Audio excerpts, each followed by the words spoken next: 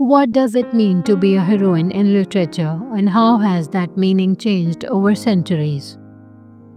From damsels waiting for rescue to warriors who rewrite their destinies, literary heroines have not just evolved, they have revolutionized a cultural identity. Growing up, I loved reading about strong female characters who inspired me. In this video, we will explore how these figures have shaped our understanding of women in fiction and in the real world. Here's our journey. We'll start with the early damsels in distress, move into the rise of the independent heroine, explore today's complex and intersectional characters, and imagine where the literary heroine might go next. Let's begin where it all started. For centuries, the literary heroine was often defined by her passivity, waiting to be saved, loved, or validated. Examples include Cinderella and Snow White, figures rooted in obedience and beauty, their stories hinging on male rescue. Even Jane Eyre, in her early portrayals, leaned heavily on patriarchal structures for identity and survival.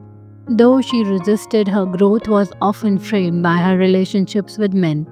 These heroines were symbolic of a time when women's agency was limited both in fiction and reality. But the winds of change were coming.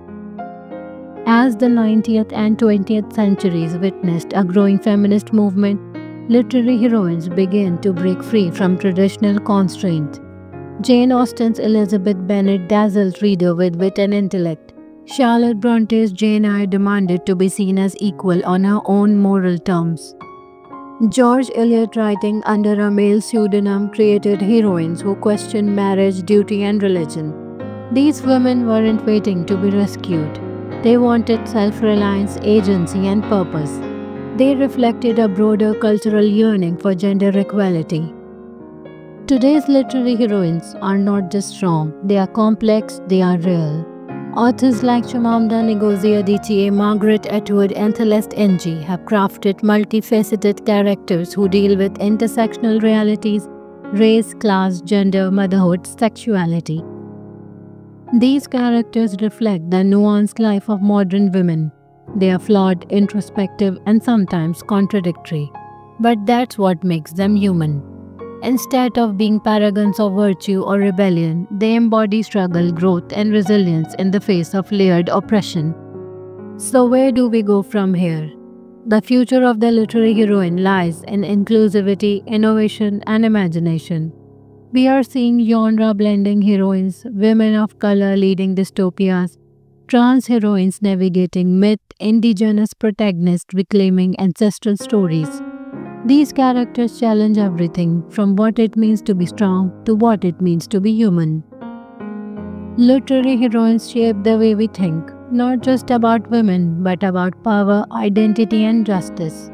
They give readers, especially young girls, permission to dream differently, to fight louder, and to be unapologetically complex. These stories aren't just fiction, they are blueprints for real-world change.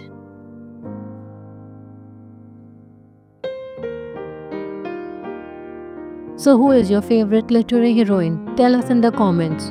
If you enjoyed this journey, don't forget to like, share, and subscribe. More stories, more history, and more heroines await. Until next time, keep reading and keep writing your own story.